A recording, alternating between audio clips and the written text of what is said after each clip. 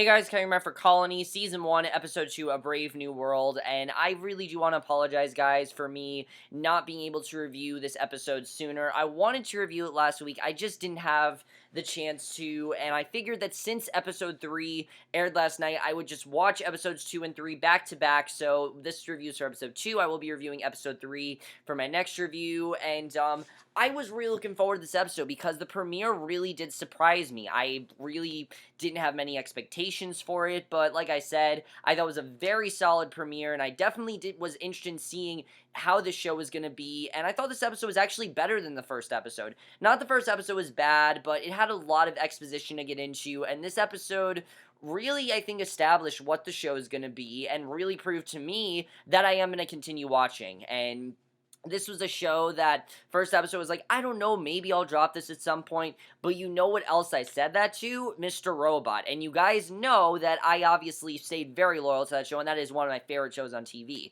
Am I saying that Colony is as good as Mr. Robot? No, but it definitely has potential to, and I am going to say that Mr. Robot didn't start out perfect either, and I definitely feel that Colony could eventually end up as good as Mr. Robot. I'm not really sure, though, but I really love this episode. This episode, honestly, was amazing. I really loved it, and they did a really great job, I think, in this episode with giving us a lot of details, but not revealing too much. Definitely, there were details in this episode, but they're not revealing too much, and a lot of shows struggle with that, but I really feel this show's doing a very good job with that. But let's get into this episode because it really was crazy, and, let's get to it. So, we start off right off the bat, we see Carlos, who was the man that helped out Will, if you remember, steal those fuel cells last week, and because of him stealing those fuel cells, not really knowing what's going on, he is ambushed and attacked, and of course, he doesn't know the full story. He doesn't know why he's being attacked, but right out of nowhere, he's attacked by these drones, and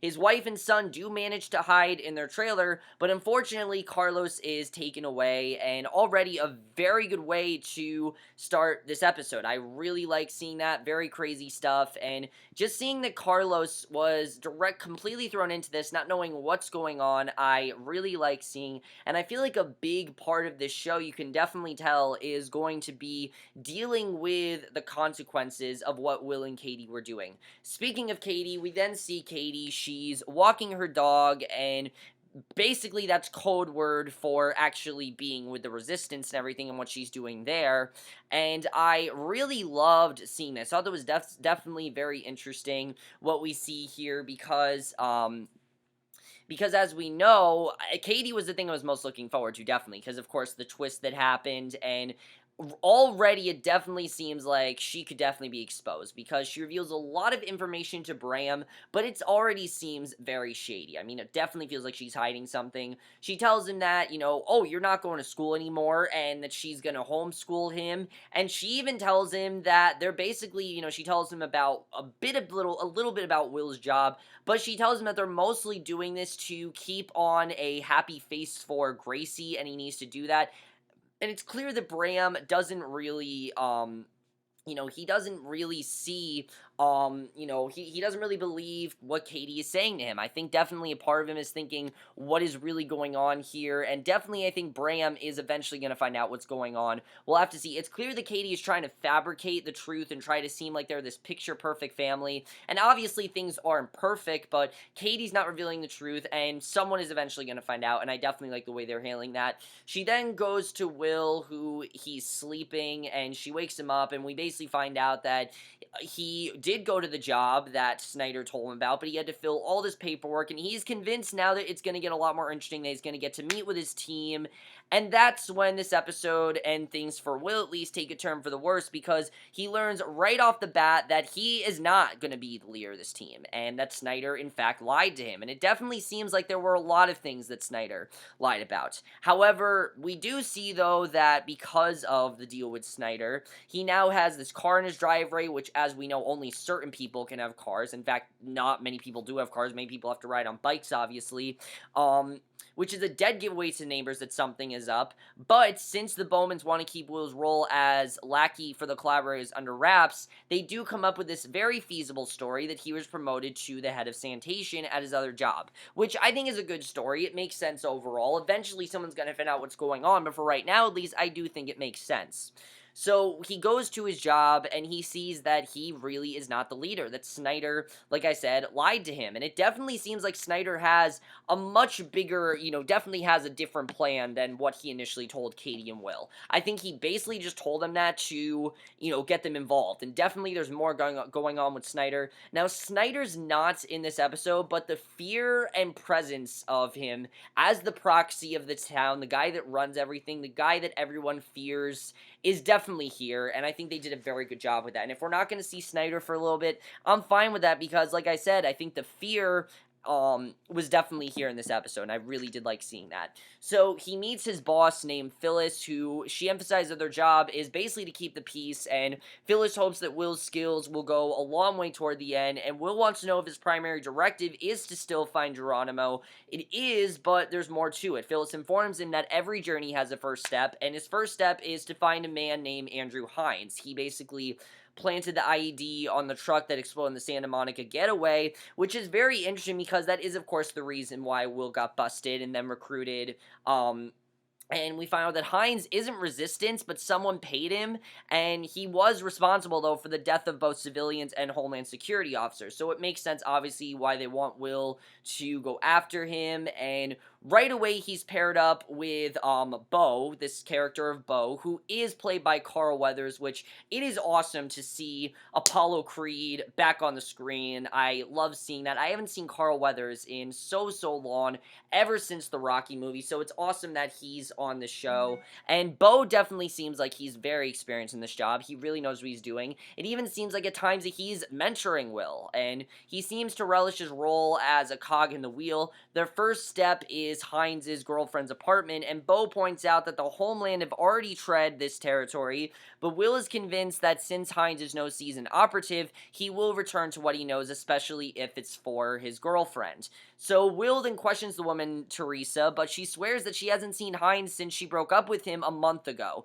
And Will's not convinced, though, that she's telling the truth. He thinks that she is, in fact, hiding something. And this I found very interesting here, because as we know, there are certain things you can't do in this world. The world's just a lot more dark. It's, there's that fear of the drones could get you in any second, and one of those big factors that kids can't do is walk down the street to get soda. So Will decides to use some soda to bribe some kids downstairs to get information out of them, and basically they eventually tell him that Hines had been around a lot lately, at least until the bomb went off, and he tells this to Teresa, but she doesn't change her story, and she's still saying the same thing.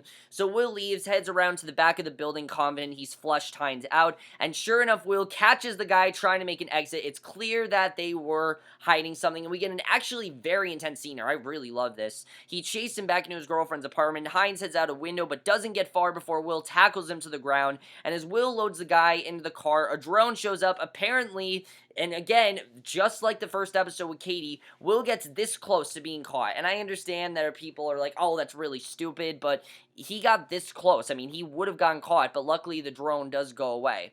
So Will then delivers Hines to the Red Hats, learns that he won't be interrogating him. Bo tells him that the job actually belongs to another department, which again very much angers Will, seeing that he's really not going to get to do anything in this job. His job is simply to hunt down people, and he really doesn't want to do that. He wants to do more, and it's clear that Snyder did lie to him, and he knows that.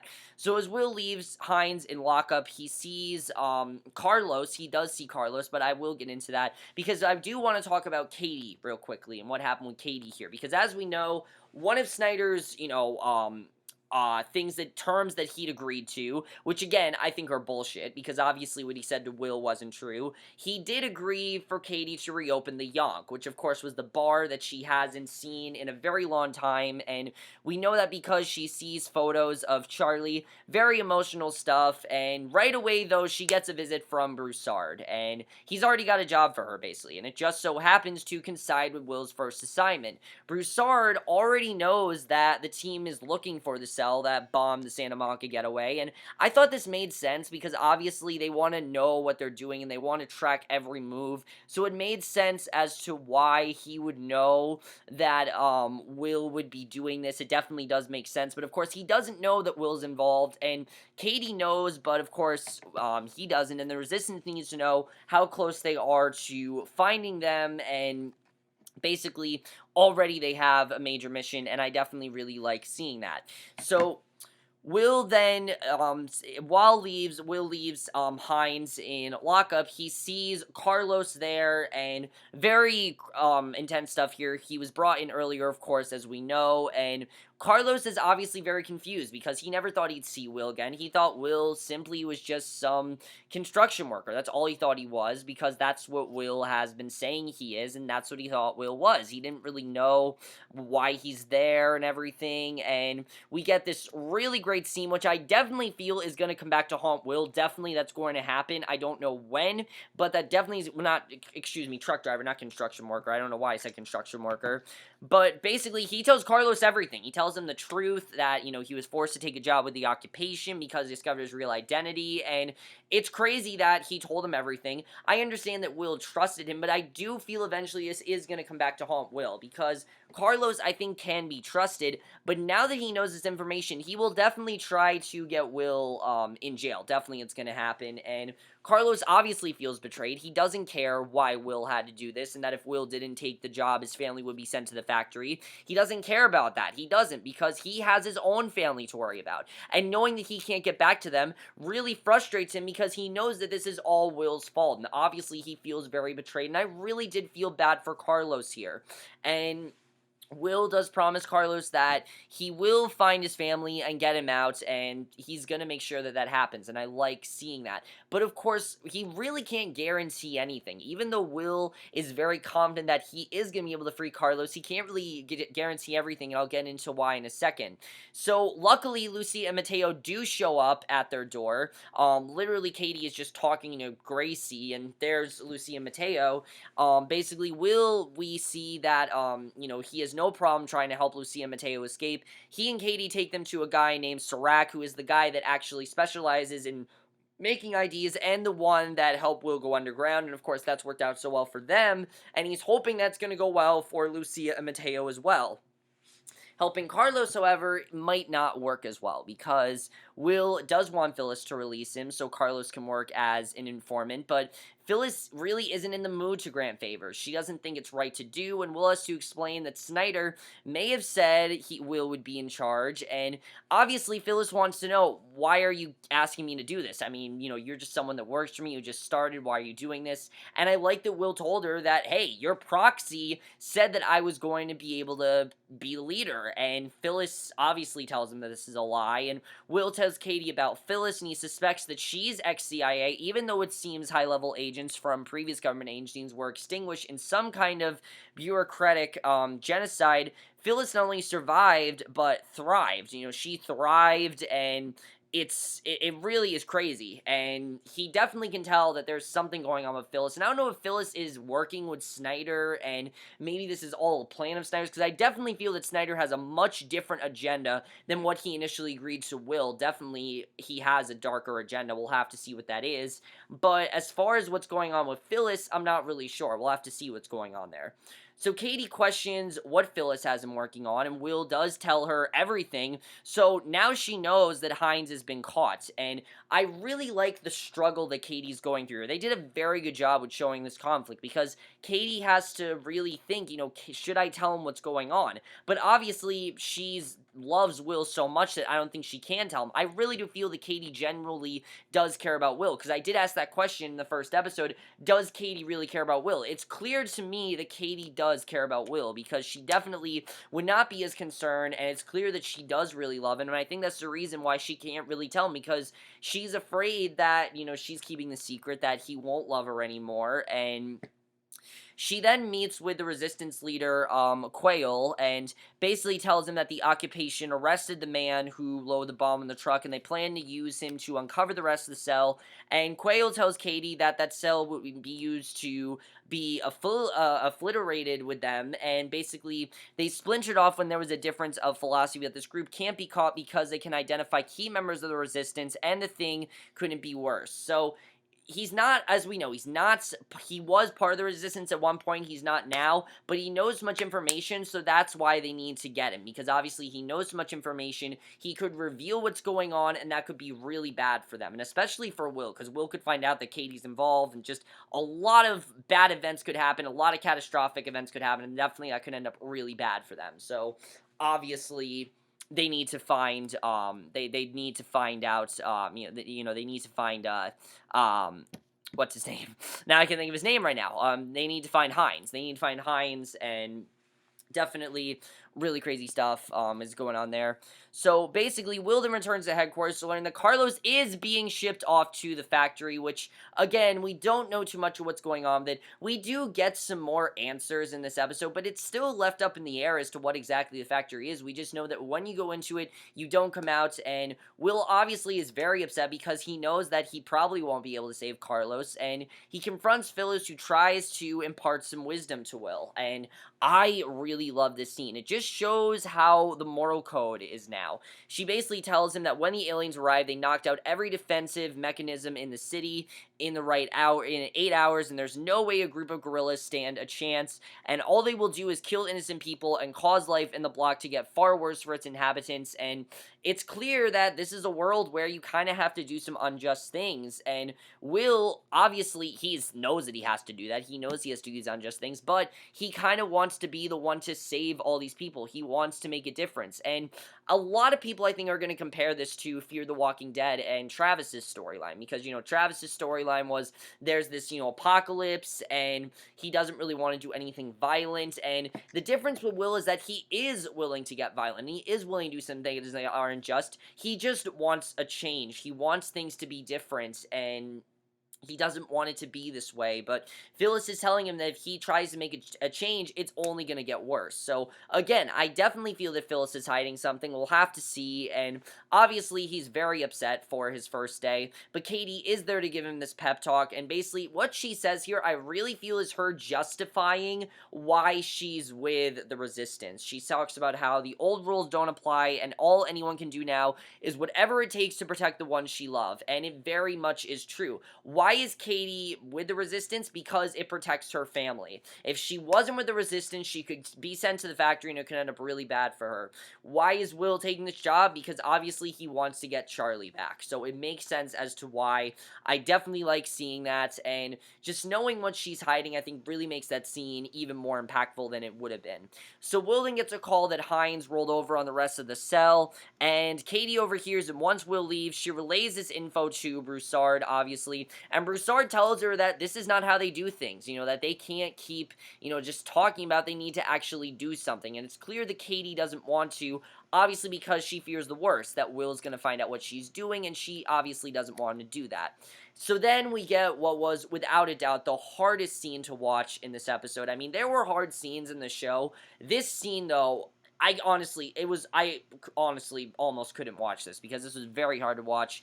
Carlos and other prisoners do arrive at the factory, and we finally get a sense of what the factory is, and I will admit that when I thought of the factory, I did kind of think of this, but right away they're told to strip, and then they enter a chamber, and it seems like this is like Nazi Germany, that this is going to end up much like the showers and the Nazi prison camps, but then they emerge dressed like doctors, headed into surgery, complete with face masks, so we don't really know what's going on in the factory. We don't know what it's all about, but it's clear that this is a world where they are mentally and physically abused, and definitely it is probably the worst place to go in this world. So the factory, we don't really know what's going to happen, and I definitely like seeing that. Very hard stuff to watch. I'm glad that they weren't gassed, because I really didn't want to watch that, but definitely you can tell that this is obviously a very dangerous place, and you don't really know what's going to happen there.